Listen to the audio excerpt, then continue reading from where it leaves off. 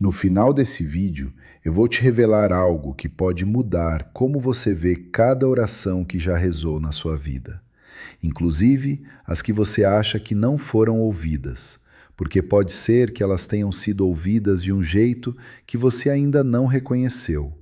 Mas antes disso, preciso te dizer algo que talvez ninguém teve coragem de dizer ainda.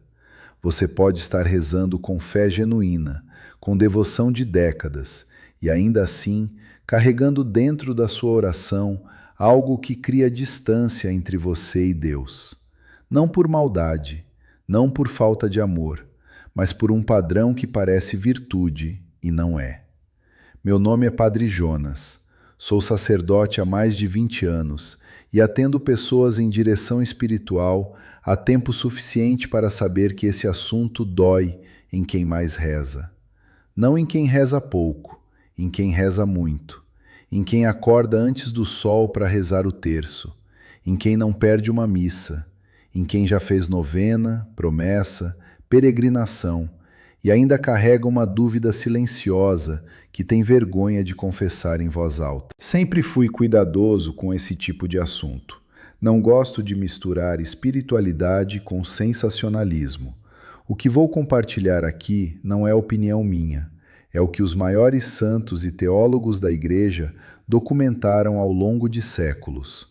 Quando eu era menino, lá em Patos de Minas, minha avó Dona Zilda rezava o terço todo dia depois do jantar. A casa era simples, o chão de cimento, a luz fraca, mas aquele rosário de madeira escura nas mãos dela tinha mais peso do que qualquer coisa que eu já segurei. Um dia eu perguntei para ela: "Vovó, como é que você sabe que Deus ouviu?" Ela ficou quieta um segundo, olhou para o crucifixo na parede e disse: "Quando eu termino e meu peito está leve, ele ouviu. Quando termina pesado, eu preciso olhar para dentro antes de olhar para cima." Levei décadas para entender o que ela quis dizer, e é exatamente isso que eu quero conversar com você hoje. Tenho uma devoção especial à Nossa Senhora Aparecida, a Mãe do Brasil, como minha avó chamava. E toda vez que preparo um conteúdo, eu me faço uma pergunta: Dona Zilda entenderia isso? Se a resposta for não, eu reescrevo, porque fé que não fala a língua do povo simples não é fé, é exibição. Hoje eu vou fazer 3 revelações. A terceira é a mais importante, e ela vai te surpreender especialmente se você é devoto há muitos anos. Não pula, porque o que eu vou revelar no final é exatamente o que prometi no início desse vídeo. Antes de eu entrar nas revelações de hoje, preciso te pedir uma coisa. Se você chegou até esse vídeo, provavelmente é porque já sentiu pelo menos uma vez que sua oração parecia bater no teto e voltar. Esse vídeo é para você. E se você não quer perder o que vem pela frente, se inscreva agora no canal. É gratuito e cada vídeo novo vai chegar direto para você. E se esse tema já faz sentido só pelo título, deixa um like antes de continuar. É a sua forma de dizer amém antes mesmo de eu começar. Mas agora, antes de entrar na primeira revelação, preciso que você entenda o mecanismo por trás de tudo isso. Santa Faustina Kowalska, mística polonesa canonizada por São João Paulo II no ano 2000 e receptora das revelações da Divina Misericórdia, escreveu em seu diário, no parágrafo 1777, que Jesus lhe disse que a alma que confia no coração dele nunca sai de mãos vazias, mas que muitas saem sem reconhecer o que receberam, porque esperavam ouro e receberam luz. Pensa nisso um momento. Esperavam ouro e receberam luz. A oração foi respondida, mas a resposta chegou num formato que a pessoa não reconheceu como resposta. É como uma carta que chega na sua casa num envelope diferente do que você esperava. Você deixa na mesa, não abre, porque não parece importante. A carta estava lá, a resposta estava lá, mas o envelope enganou. O problema que eu vou mostrar hoje não é falta de fé. É um padrão específico, identificável e corrigível, que faz a pessoa passar anos rezando sem receber o que foi enviado para ela. E o mais doloroso, esse padrão se instala justamente em quem reza muito, em quem tem devoção séria, em quem ama de verdade. Agora deixa eu te apresentar alguém. Dona Conceição tem 69 anos, mora em Patos de Minas, em Minas Gerais. Ficou viúva há 6 anos do seu Geraldo, com quem foi casada por 41 anos. Tem 3 filhos. A mais velha mora perto e vai à missa. O do meio casou com uma moça de outra religião e parou de frequentar a igreja há 8 anos. O caçula mora em Belo Horizonte e raramente liga. Dona Conceição reza o terço às 6h30 da manhã, antes de qualquer coisa. Vai à missa todo domingo na igreja de Nossa Senhora das Dores, no centro. Toda quarta-feira de tarde, acende uma vela para Nossa Senhora Aparecida na igrejinha do bairro e pede pelo filho do meio. Mandou 3 missas por ele. Pediu ao padre paroquiano para ligar. Fez novena completa de Santo Antônio. Fez uma promessa de peregrinação à Aparecida e a cumpriu 2 anos atrás. Nada mudou de forma visível. Ela carrega na carteira uma foto do filho do meio na primeira comunhão. Ele tem 9 anos na foto, paletó branco, sorriso aberto. Toda vez que reza por ele, ela tira a foto da carteira e coloca na frente do crucifixo.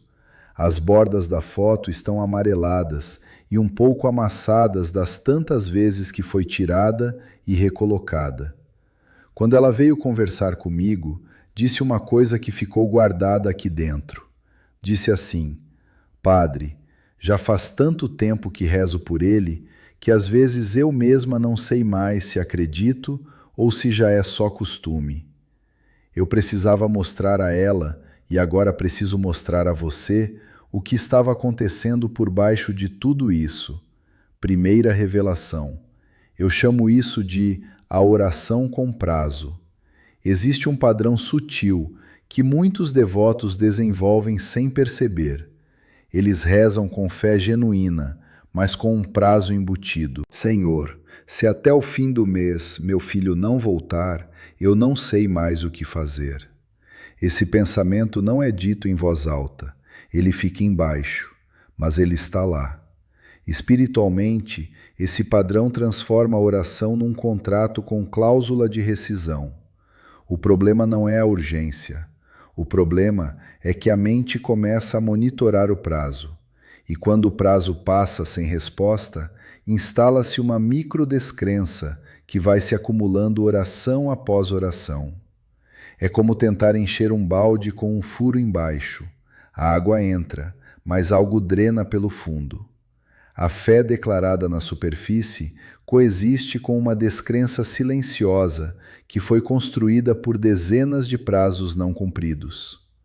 Santa Teresa de Ávila, doutora da Igreja e fundadora do Carmelo Reformado no século XVI, escreveu no capítulo 17 de O Caminho da Perfeição, que a oração perfeita não é aquela que exige resposta. É aquela que descansa na vontade de Deus como criança no colo da mãe, sem perguntar para onde vai. Ela alertou que o maior inimigo da oração não é a distração, é a condição disfarçada de fé.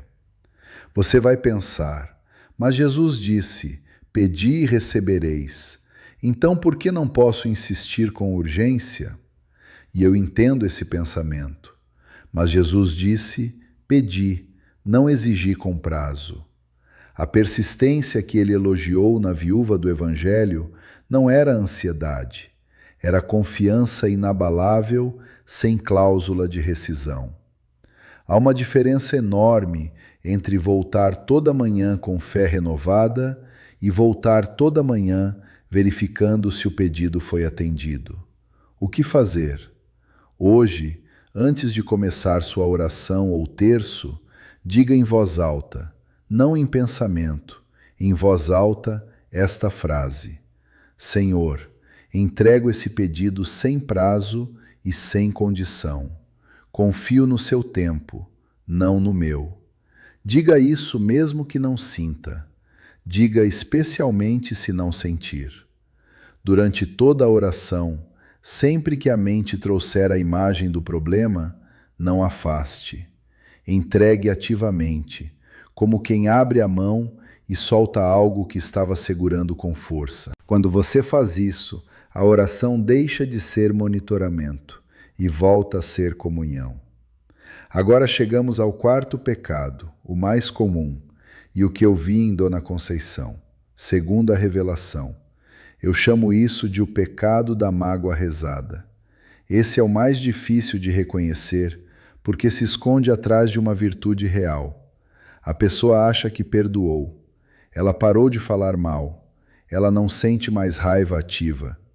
Mas no momento da oração, especialmente quando pede por aquela pessoa que a feriu, há um aperto no peito, uma resistência que ela não consegue nomear.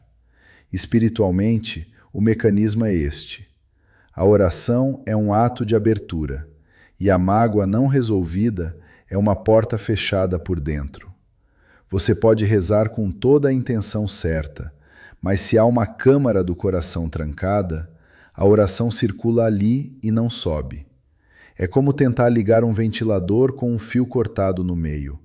A energia existe, a intenção existe, mas o circuito está interrompido. São João Crisóstomo, doutor da Igreja e arcebispo de Constantinopla no século IV, escreveu em suas homilias sobre Mateus que quem vai ao altar com mágoa no coração não oferece oração, oferece queixa. Ele foi ainda mais direto. Disse que Deus recebe a oração do pecador arrependido com mais facilidade do que a oração do justo ressentido, porque o pecador chega vazio e o ressentido chega cheio, cheio do outro, sem espaço para Deus entrar. Dona Conceição rezava todo dia pela reconciliação com a nora que a havia ofendido gravemente anos atrás.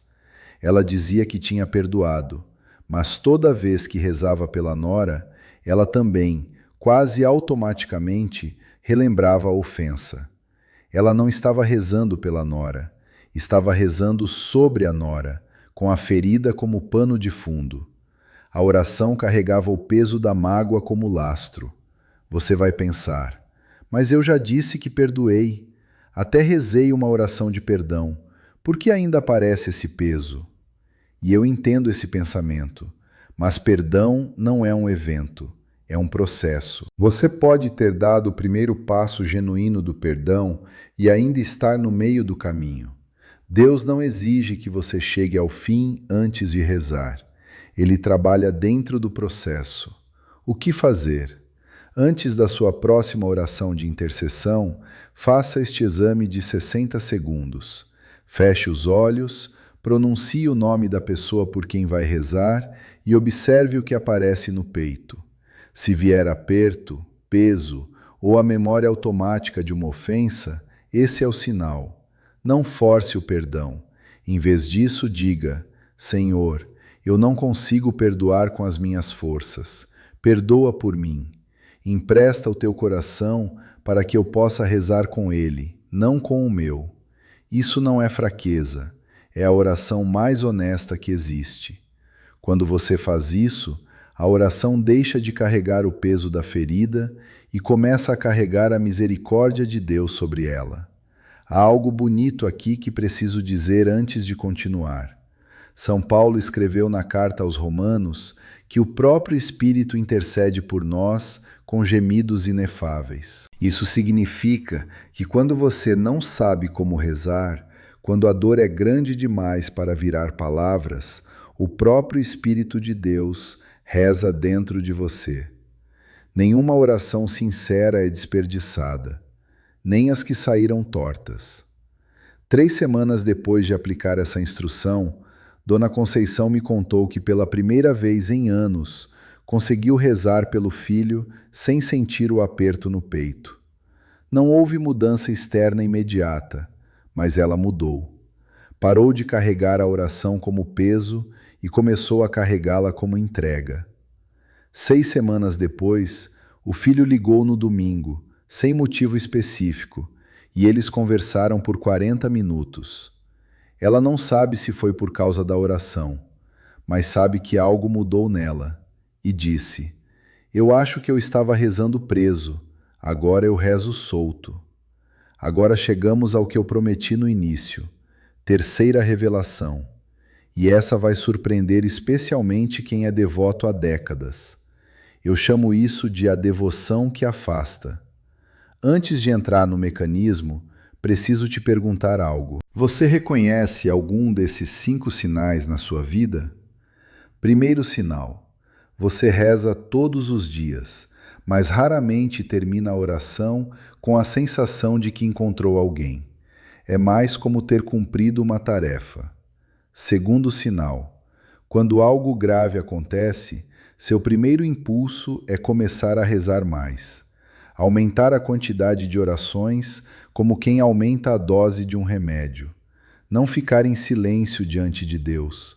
Produzir mais palavras. Terceiro sinal: o silêncio te desconforta. Você prefere ter uma oração na boca a ficar em quietude, mesmo que essa quietude seja na presença de Deus. Quarto sinal: você sabe muito sobre Deus, os mistérios do rosário, a vida dos santos, os ensinamentos da igreja. Mas se alguém te perguntar como Deus tem falado com você ultimamente, você trava. Quinto sinal: o mais inesperado. Você sente uma leve culpa quando não reza, mas raramente sente saudade de Deus. A culpa por não cumprir a devoção chegou antes do desejo pelo encontro. E isso inverteu algo fundamental na raiz da sua vida espiritual. Se você se reconheceu em 3 ou mais desses sinais, esta revelação é diretamente para você. O mecanismo é este. Existe um padrão que se instala silenciosamente em pessoas de fé profunda e longa. Elas começam a usar a oração não como encontro com Deus, mas como fuga da presença de Deus. Quando a vida dói demais, quando a resposta não vem, quando o filho continua afastado, quando a solidão pesa, rezar palavras conhecidas cria uma sensação de controle e pertencimento, sem exigir o que a presença real de Deus exige: silêncio, entrega e a possibilidade de ouvir algo que transforma. A oração vira anestesia espiritual. A pessoa reza muito para não ter que ficar com Deus. É como um marido que fala sem parar para não ter que ouvir o que a esposa tem a dizer. Há comunicação, mas não há encontro. São João da Cruz, doutor da Igreja e cofundador do Carmelo Reformado no século XVI, escreveu no livro 2º de A Subida do Monte Carmelo que a alma que se apega às consolações da oração mais do que a Deus mesmo está, sem saber, fazendo da oração um ídolo. Ele chamou esse estado de a noite dos sentidos espirituais e disse que muitas almas param nesse limiar por décadas porque confundem o desconforto do crescimento com um sinal de que algo está errado. Uma devota de 72 anos rezava 3 terços por dia. Quando perguntei quando foi a última vez que ela ficou em silêncio diante de Deus, sem rezar nada, sem pedir nada, só ficando, ela ficou sem resposta e depois disse, com lágrimas: Padre, eu acho que tenho medo do silêncio, porque no silêncio eu ouço o quanto estou sozinha. Essa foi a porta que a oração de palavras estava mantendo fechada. Você vai pensar, mas rezar muito é bom. A igreja sempre incentivou a oração constante. E eu entendo esse pensamento. Mas a oração constante que São Paulo recomenda é um estado de coração aberto, não uma produção de palavras. A diferença está na intenção interna. Você está rezando para encontrar Deus ou para se sentir bem rezando? As duas coisas parecem iguais por fora. São completamente diferentes por dentro. E agora, o que eu prometi desde o início. Pode ser que a oração que você acha que não foi respondida tenha sido a oração que mais te transformou e que você ainda não percebeu. Santa Faustina registrou que Jesus lhe disse que a alma que confia nele nunca sai de mãos vazias, mas que muitas saem sem reconhecer o que receberam, porque esperavam ouro e receberam luz. O filho de Dona Conceição pode não ter voltado ainda, mas a mulher que reza por ele hoje não é a mesma que começou há 8 anos. Ela foi sendo transformada pela oração que parecia não ter resposta, mais paciente, mais enraizada, mais compassiva. E essa transformação é ela mesma uma resposta, talvez a maior. Porque Deus não muda só as circunstâncias, Ele muda as pessoas que persistem em buscá-lo. O que fazer?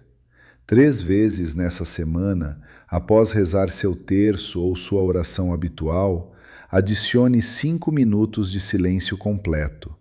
Não 5 minutos pensando em Deus, 5 minutos com Deus, sem agenda. Se pensamentos vierem, não lute, apenas retorne à presença, como quem volta a sentar ao lado de um amigo. Se vier tristeza ou solidão no silêncio, não afaste, ofereça. Diga apenas, isso também é teu. Na segunda semana, aumente para 10 minutos. Sua devoção continua, mas você abre o canal que as palavras sozinhas não conseguem abrir. Agora, 5 instruções para você começar ainda hoje. Primeira, esta noite, antes de deitar, diga em voz alta: Senhor, entrego o nome de cada pessoa que eu amo, sem prazo e sem condição.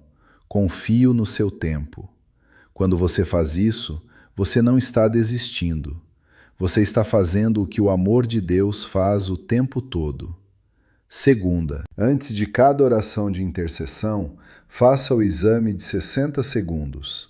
Pronuncie o nome da pessoa, observe o que aparece no peito e, se vier peso, diga: empresta o teu coração, Senhor, porque o meu ainda está aprendendo a perdoar. Quando você faz isso, a oração deixa de ser queixa e vira misericórdia. Terceira, essa é contraintuitiva.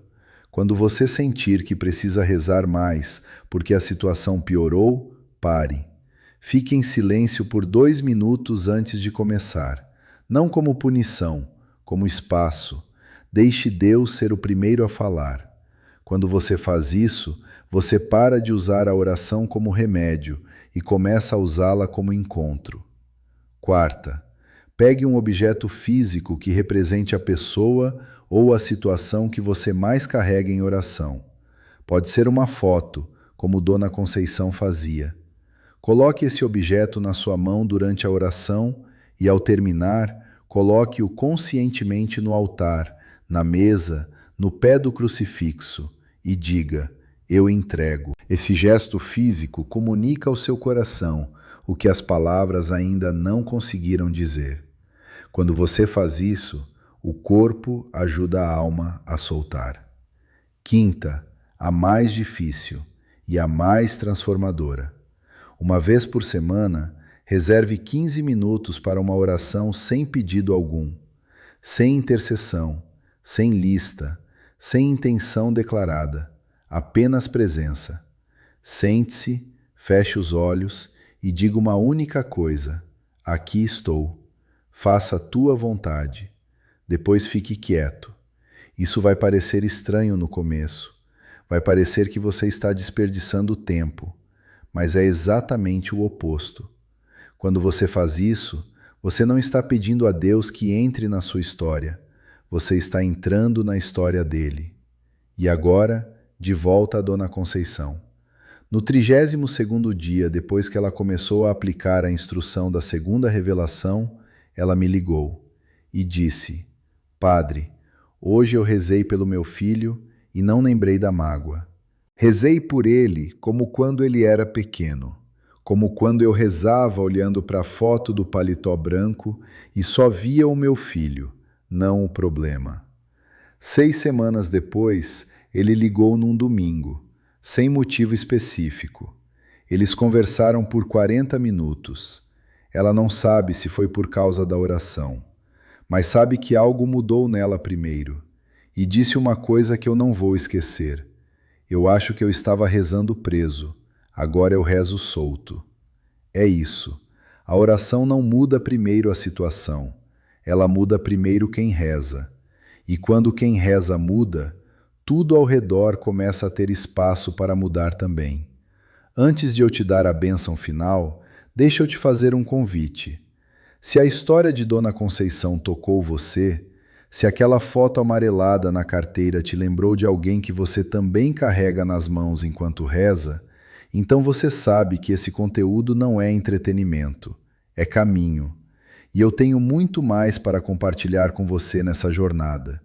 Se inscreva no canal agora para que o próximo vídeo chegue até você. E se esse vídeo valeu o seu tempo, se uma única coisa aqui fez sentido para a sua vida, deixe um like e compartilha com alguém que também reza e também espera. Às vezes, a maior misericórdia que a gente pode fazer ao próximo é entregar nas mãos dele exatamente o que ele precisava ouvir. E agora, antes de encerrar, eu quero rezar com você. Nossa Senhora Aparecida, Mãe do Brasil, Mãe de cada pessoa que está aqui comigo agora, nós te pedimos que interceda por nós diante do Filho que você conhece melhor do que ninguém. Há aqui pessoas que rezam há anos por filhos que se afastaram, por famílias que se partiram, por situações que não mudam. Há aqui corações cansados que ainda recusam desistir. Apresenta esses corações ao teu Filho, Mãe, e pede a Ele que olhe não apenas para o que pedimos, mas para a oração que fizemos por dentro, mesmo quando saiu torta, mesmo quando veio com mágoa misturada, mesmo quando foi mais hábito do que fé, porque a intenção era boa, o amor era real. E tu sabes disso melhor do que ninguém. Abre em nós o espaço do silêncio. Ensina-nos a rezar soltos, não presos. E que cada pessoa que assistiu esse vídeo hoje durma essa noite sabendo que nenhuma oração sincera se perdeu, que Deus guardou tudo, que o tempo dele é perfeito, mesmo quando o nosso coração não aguenta mais esperar. Em nome do Pai, do Filho e do Espírito Santo. Amém. Que Deus te abençoe, que Nossa Senhora te cubra com o manto dela e que você durma essa noite um pouco mais leve do que estava antes de começar esse vídeo.